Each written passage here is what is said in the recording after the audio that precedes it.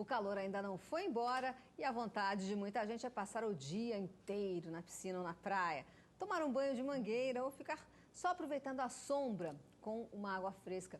Pode parecer refrescante, mas o sol pode machucar a pele, mesmo se você não está exposto diretamente a ele. O mormaço também é um grande vilão nessas horas. Para conversar com a gente sobre os cuidados e a agressão à pele, nós convidamos o diretor da Sociedade Brasileira de Dermatologia Clínico-Cirúrgica e professor da Associação Pele Saudável, o doutor Adriano Almeida. Muito boa tarde, obrigada pela sua presença. Boa tarde, é um prazer estar aqui com vocês nessa tarde. Boa tarde, querido, mais uma vez, obrigado.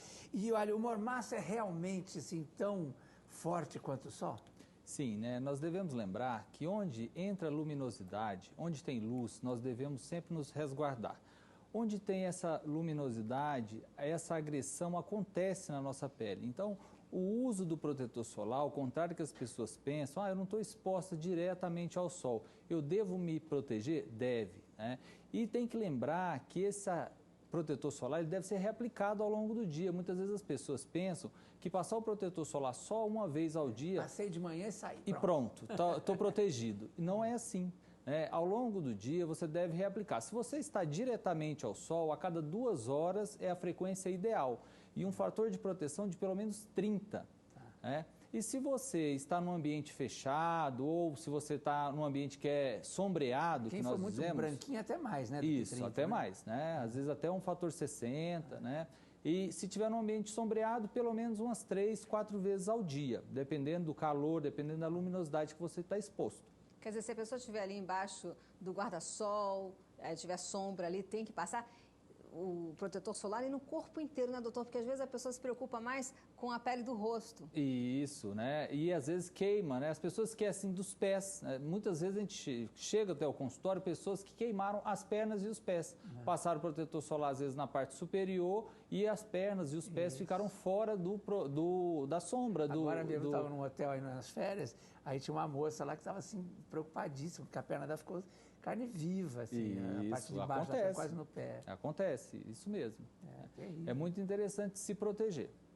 Agora, e quando a pessoa acha que se protegeu, está tudo certo, mesmo assim aparecem as queimaduras, o que faz? Olha, se você tem uma queimadura que é só um eritema, só a vermelhidão da pele, muitas vezes você pode aplicar uma água termal que refresca aquele eritema. Você pode usar a calamina, que também é um produto que refresca.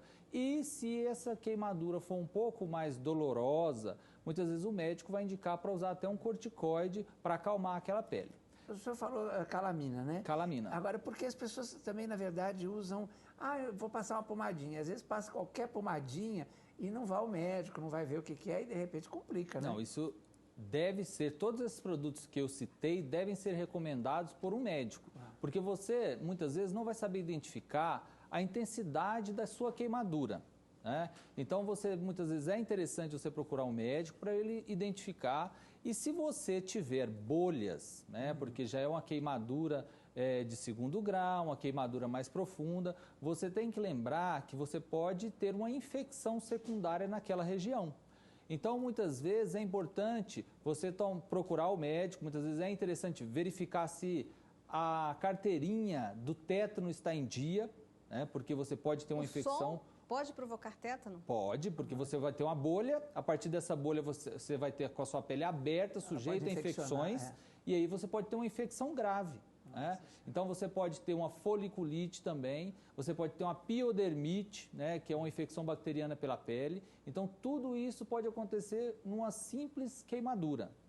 Por que a gente acha que a pele tem que ser menos tratada do que o resto do corpo? É o contrário, né? A pele deveria ser mais bem tratada, é o maior órgão que nós temos no corpo, né?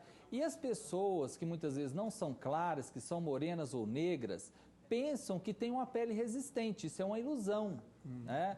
Então, mesmo as peles morenas ou as peles negras, que por sinal são as peles mais difíceis de serem tratadas, né? Quando se pensa em mancha, deve ser resguardada, deve-se usar o protetor solar. E aquela pele que fica vermelha, cria bolha, chega até a doer, quais os perigos também? Olha, muitas vezes, né, se nós temos uma pele que tem só uma vermelhidão, né, então nós não temos o perigo de uma infecção, né? Isso vai arder por um tempo, vai gerar um processo inflamatório, muitas vezes vai descascar essa pele vai se destacar, né? Então não tem tanto perigo. Quando nós temos a bolha, né, aí principalmente se essas bolhas forem extensas, né, então há o risco também de desidratação. Então, se você ficar muito exposto ao sol, se você tiver bolhas ou queimaduras extensas, é importante se preocupar com a hidratação. Muitas vezes é necessário até tomar soro na veia, quando essa desidratação é importante e intensa. Agora, receitinha da vovó, essas coisas, nem pensar, né, doutor? Não, isso não é recomendado. Usar pasta de dente ou qualquer outro produto que você vá aplicar sobre a pele sem uma orientação médica, isso não está recomendado. Clara de ovo. Clara de ovo. A clara de ovo é uma proteína, né? Então, ela pode ajudar, né, nesse caso, porque é uma coisa natural. Outra coisa que você pode usar, água gelada, né? Alivia na hora, não tem o risco de uma infecção, né? Se você está com o corpo com bastante dor, eritema, que é vermelhidão, então o banho frio acalma a pele. Então, por isso a água termal também, que tem propriedades que muitas vezes acalma a pele, é interessante. Doutor, e você falou aí de calamida. Calamida é aquele líquido rosa? Que a gente ele pode ter cores diferentes, né? Mas é um produto bem antigo, que muitas vezes existem nas farmácias, a sua mãe já conhece, porque já muitas vezes te levou ao médico, que foi uma orientação prestada por um colega dermatologista.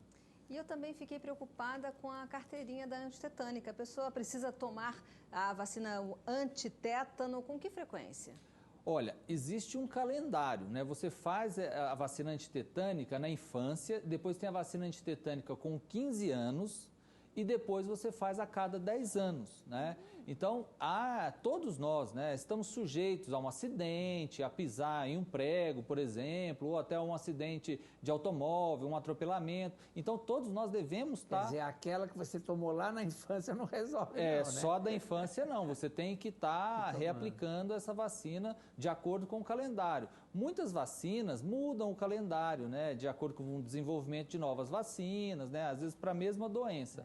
Mas é importante, nos postos de saúde, todos os postos de saúde do Brasil contêm gratuitamente a vacina de tétano. Ô, doutor, e aquela pessoa que se expôs ao sol, esqueceu completamente de todas as recomendações? Porque isso acontece bastante, né? Às vezes, porque a gente não sente que está sendo queimado, né? A gente fica lá se expondo ao sol. Principalmente no seu afazer do dia a dia, né? Às vezes você está fazendo as suas atividades diárias, né? E de repente você se expõe ao sol, está fazendo jardinagem, está muitas vezes olhando... O homem careca que não usa um boné? A calva é muito importante ser protegida. Existe uma grande incidência de câncer de pele no couro cabeludo em pessoas que são calvas, né? Então tem que se proteger. Então, doutor, mas aí a pessoa que não se protegeu está ali vermelha da cabeça aos pés e está em casa, às vezes está até lá em casa vendo a gente assim, que não consegue se mexer. Não é porque dói muito, Dói, né? é doloroso. Faz o quê? Essa pessoa, nesse momento inicial, ela deve procurar a água gelada para refrescar, né?